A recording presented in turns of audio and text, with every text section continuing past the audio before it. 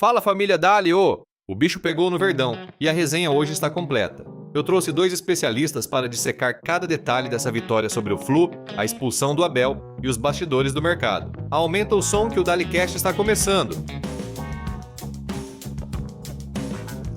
Olá para quem nos ouve, que bom receber todo mundo para o nosso mergulho de hoje. Com certeza. Olá, pessoal.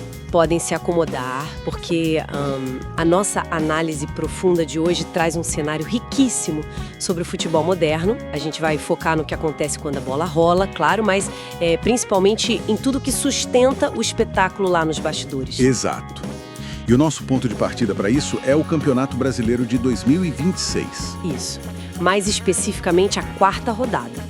Tivemos aquela vitória muito suada do Palmeiras sobre o Fluminense por 2-1. Um jogaço, né? Nossa, muito. Com gols do Vitor Roque e do Alan pro lado alviverde e o Lúcio Acosta descontando pro tricolor carioca. E para montar esse quebra-cabeça de hoje, a gente reuniu uma base excelente de fontes. Sim, nós usamos as transmissões ao vivo de pré e pós-jogo lá do canal do Facincani no YouTube. E claro, além disso, reportagens incisivas e bem detalhadas dos portais GE, Nosso Palestra, Lance e UOL. É muito bom estar aqui para mais essa jornada. Tô bem focado hoje, porque o nosso objetivo é ir muito além daquele placar de 2-1, sabe? Com certeza. A missão hoje é desembolar uma teia bem complexa de eventos. A gente vai mergulhar em ajustes táticos urgentes, analisar um dos erros de arbitragem mais bizarros da história recente. Bizarro é pouco. Pois é, e também entender como o mercado de transferências mudou de patamar com verdadeiras novelas de bastidores. Além de detalhar um plano financeiro muito ambicioso e dissecar aquela polêmica sobre a infraestrutura dos estádios. É um retrato completo, tipo, de como o esporte funciona hoje em dia. Ok, vamos desempacotar isso. Começando, claro, pelo que aconteceu dentro das quatro linhas. Porque, nossa, foi uma partida que prendeu a respiração de quem estava assistindo. Foi um jogo completamente aberto, né? Sim, um espetáculo de transições rápidas. Teve bola na trave e, segundo as análises do pós-jogo, um destaque gigantesco para o goleiro Carlos Miguel, do Palmeiras. O que ele fez foi absurdo. Demais. Ele segurou o resultado na reta final com defesas, assim, dificílimas. Mas o placar de 2-1 acabou escondendo algumas fragilidades estruturais que ficaram muito evidentes. O que salta aos olhos nessa partida é justamente como uma vitória consegue expor feridas profundas no elenco. O gol do Fluminense, do Lúcio Acosta, é o estudo de caso perfeito para isso. Totalmente. Taticamente, esse lance escancara uma deficiência crônica do Palmeiras neste momento da temporada, que é a ausência de um volante de contenção de ofício.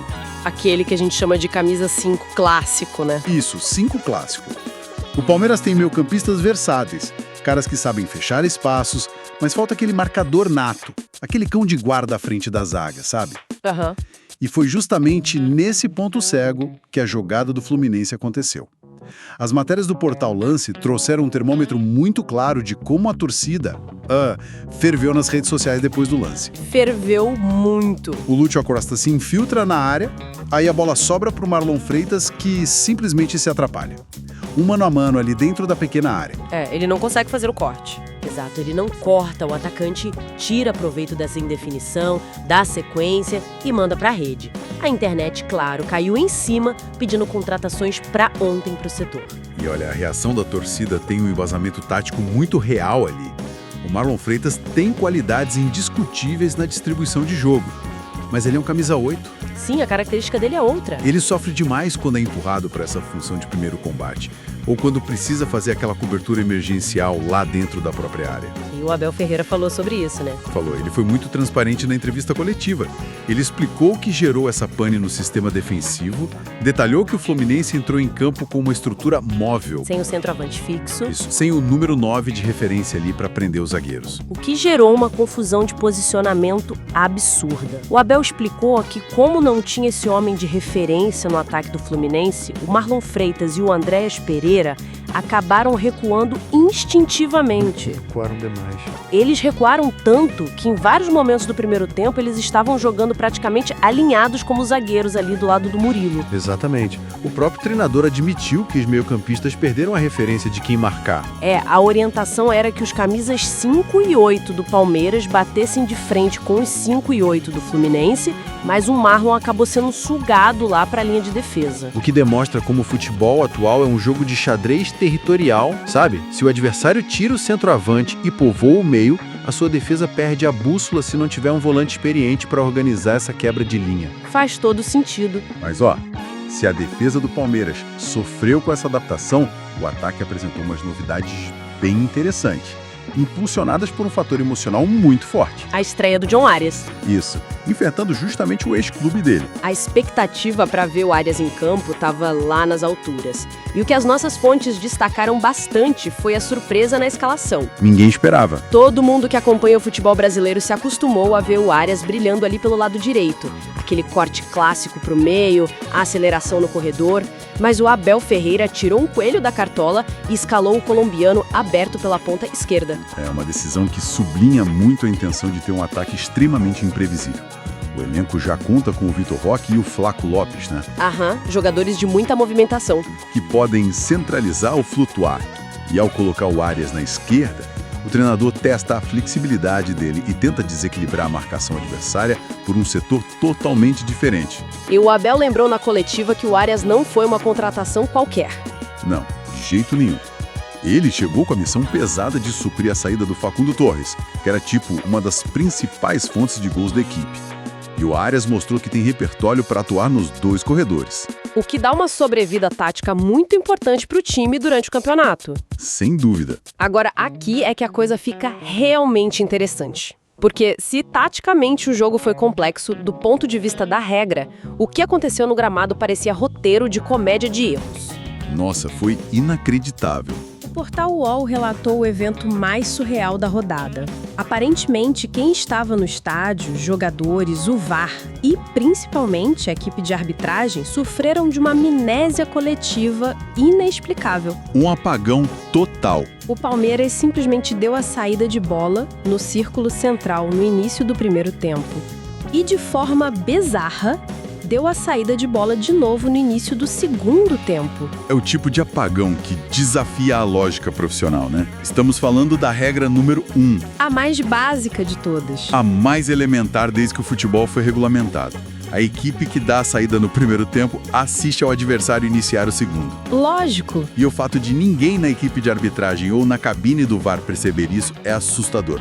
Mas o detalhe que torna essa história ainda mais grave é a reação da arbitragem quando eles foram alertados. Sim, porque o zagueiro Freitas do Fluminense percebeu o erro grosseiro antes do apito. Percebeu? Ele foi até o árbitro, Felipe Fernandes de Lima, para avisar que a saída estava invertida e a resposta do árbitro foi ameaçada a um cartão amarelo pro Freitas se ele não ficasse quieto e fosse para a posição dele. Surreal. É uma mistura de arrogância com desconhecimento que chega a ser, inacreditável. O jogador tenta evitar que a regra básica seja quebrada e recebe uma ameaça de punição. Pois é. E como isso repercute do ponto de vista legal no esporte? Então, essa situação levanta uma poeira jurídica enorme.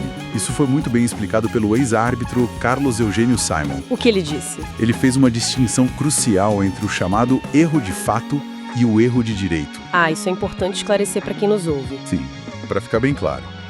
O erro de fato é um julgamento ruim de um lance que acontece no calor do jogo. Tipo, marcar uma falta que não existiu ou ignorar um pênalti. É a interpretação humana falhando ali na hora. Exato. Já o erro de direito significa que a regra literal do esporte foi rasgada e ignorada. O árbitro quebrou o regulamento oficial do jogo. O que, na teoria, abriria espaço para o Fluminense pedir a anulação da partida nos tribunais desportivos, né? Na teoria pura, sim. Abriria.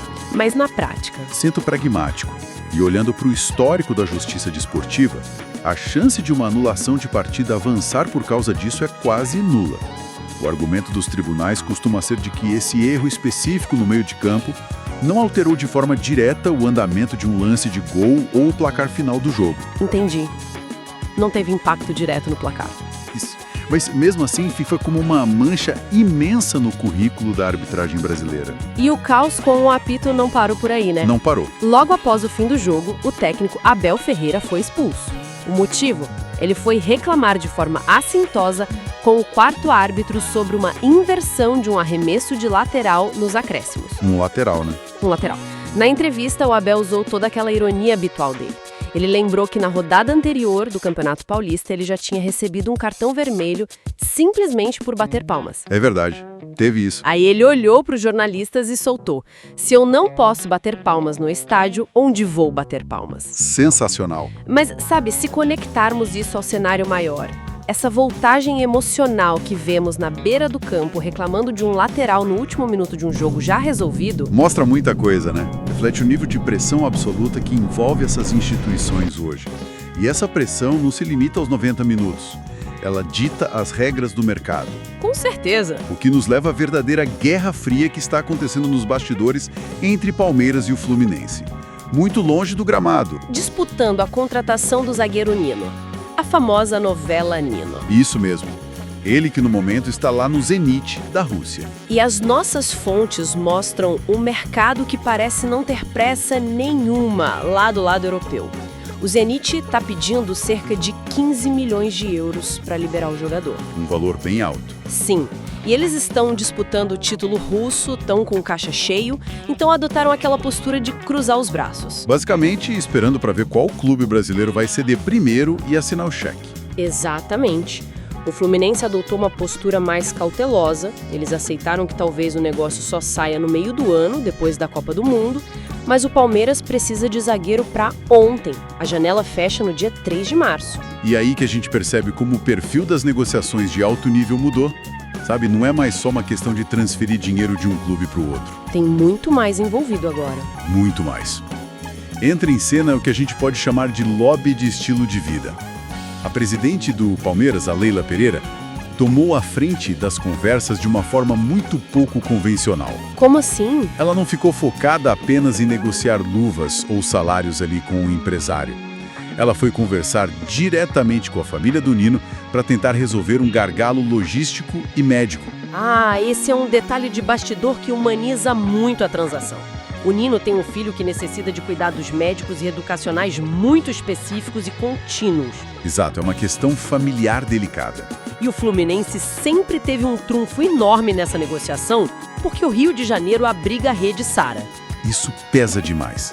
Para quem nos ouve e talvez não tenha o contexto, a Rede Sara é um complexo hospitalar de excelência mundial.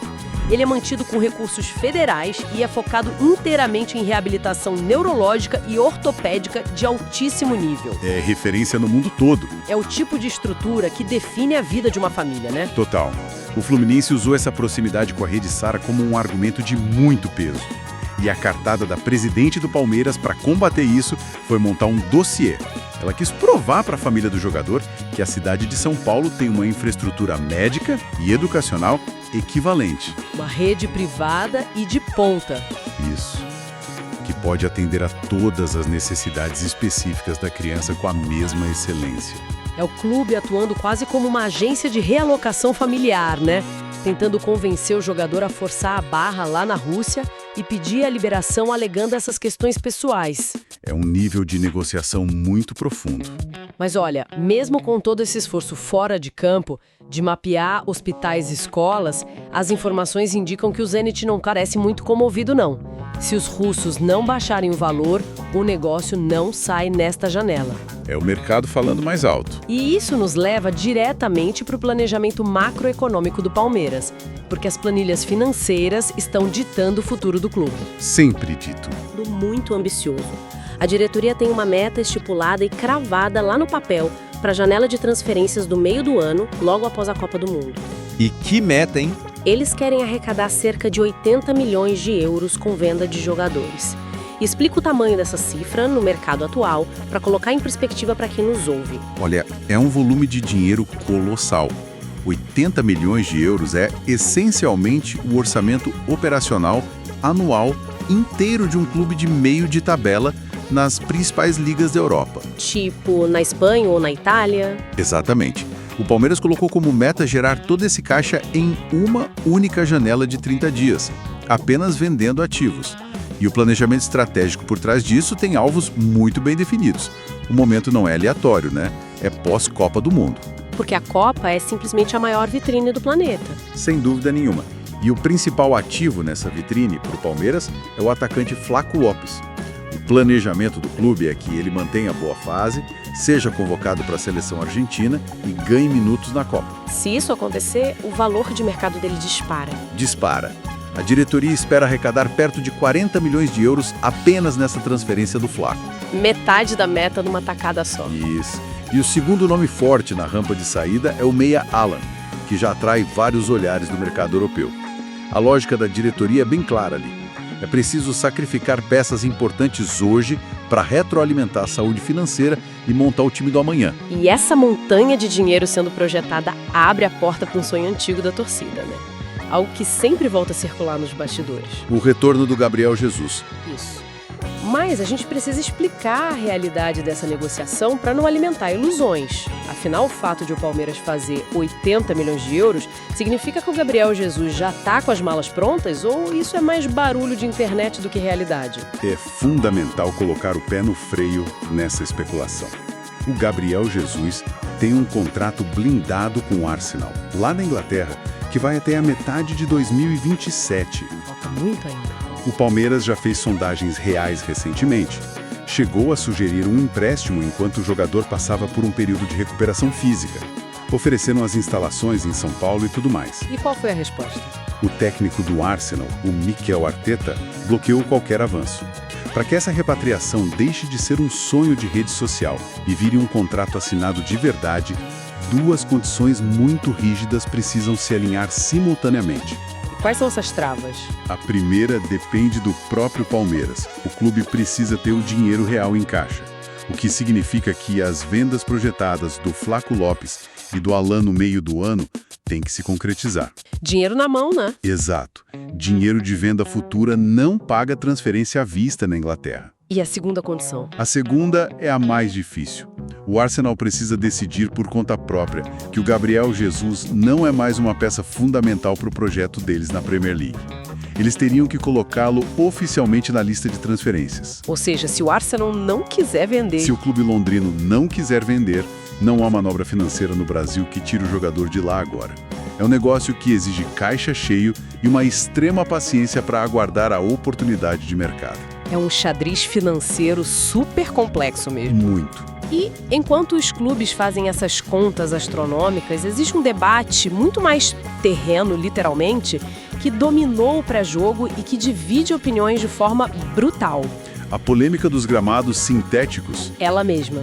O Lucas Moura, meia do São Paulo, engrossou recentemente aquele coro de críticas duríssimas de vários jogadores contra os pisos artificiais no Brasil. Esse é um debate que exige que a gente olhe com muita imparcialidade para os dois lados, sabe? Com certeza. Porque os argumentos de ambas as partes tocam em realidades muito diferentes do esporte. Vamos analisar primeiro o lado A, que é a perspectiva dos atletas e das comissões técnicas que repudiam o gramado sintético. O que eles alegam? O foco principal deles é a saúde e a biomecânica. Há inúmeros relatos de que o impacto no piso artificial aumenta o risco de lesões articulares, geradores agudas no joelho, no tornozelo e exige um tempo de recuperação muscular substancialmente maior depois das partidas. Faz sentido a preocupação. Além disso, eles usam o argumento do padrão de excelência. Os maiores torneios do planeta, encabeçados pela Copa do Mundo da FIFA, exigem grama natural. Sob essa ótica esportiva pura, o sintético é visto como um obstáculo ao futebol de elite. Mas aí nós esbarramos no lado B, que é a dura e fria realidade econômica da administração das arenas aqui no Brasil. Exatamente. E isso é inegável. As reportagens deixam claro que os clubes precisam da receita gerada pelo entretenimento. Estádios modernos, como o Allianz Parque do Palmeiras e o Morumbis do São Paulo, não sobrevivem apenas com a bilheteria de 2 jogos de futebol por semana. A conta não fecha. Não fecha. Eles recebem dezenas de shows e festivais gigantescos todos os anos. É estrutura de palco pesada, maquinário e dezenas de milhares de pessoas pulando em cima do gramado. Destrói tudo. Sim, é fisicamente impossível manter um campo de grama natural em condições seguras e planas para a prática do futebol profissional, poucos dias depois de um evento desse porte. O gramado sintético, nesse cenário, deixa de ser uma escolha esportiva e vira uma necessidade logística e financeira imposta pelo calendário de shows. E o lado B ganha força quando a gente olha para fora do Brasil também, provando que a tecnologia não é banida pelas autoridades globais. Qual é o exemplo lá de fora? O exemplo mais citado nas discussões é o do time norueguês Bodø Glimt. Eles disputam a prestigiada Liga dos Campeões da UEFA no próprio estádio, que possui gramado sintético. Mas lá não é por causa de show, né? Não, a justificativa lá é o clima de frio extremo da Noruega. Isso congela e destrói a grama natural em grande parte do ano.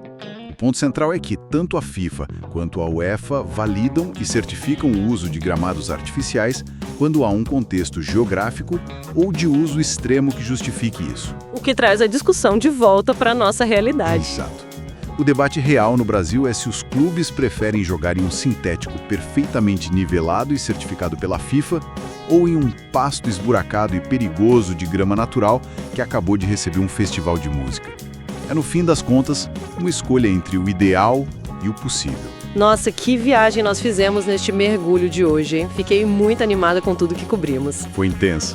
Nós começamos com a lupa focada num detalhe tático microscópico, que foi o posicionamento de um camisa 8 improvisado lá na pequena área e que resultou num gol. Passamos por aquela infração absurda do livro de regras no círculo central.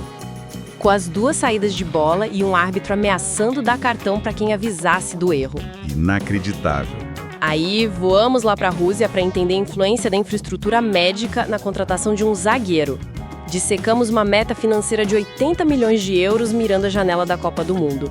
E terminamos debatendo a validade do próprio chão onde os atletas correm. O que comprova muito a tese de que acompanhar o futebol contemporâneo exige uma visão multidisciplinar. Entender os 90 minutos ali na tela da TV é apenas a ponta do iceberg, sabe? É só o começo. Para compreender o esporte hoje, quem nos ouve precisa cruzar as leis desportivas, a macroeconomia das janelas de transferência europeias, a gestão de negócios imobiliários de arenas multiuso e até o impacto psicológico e familiar que define se um atleta cruza o oceano ou não. É um ecossistema incrivelmente conectado. É fascinante. E para fechar o nosso encontro, eu quero deixar um pensamento provocativo para todo mundo que está nos ouvindo levar para o resto do dia, unindo toda essa complexidade que nós discutimos. Boa! Nós vivemos na era do esporte hipertecnológico. O futebol movimenta bilhões de euros, temos árbitros de vídeo em salas isoladas, inteligência artificial rastreando mapas de calor, dezenas de câmeras em resolução 4K, chips dentro da bola para medir impedimentos milimétricos. Uma estrutura gigantesca. Gigantesca. E com todo esse arsenal à disposição, como é possível que o erro mais rudimentar, humano e quase infantil de todos, que é esquecer quem deu a saída de bola no meio do campo, ainda aconteça sem que absolutamente ninguém grite para parar o jogo? É uma ótima pergunta. O que mais essa obsessão moderna por tecnologia e controle não está conseguindo enxergar no meio do caos, da paixão e da cegueira momentânea que o jogo real provoca? Fica aí a reflexão. Muito obrigada pela companhia incrível de sempre e até o nosso próximo mergulho.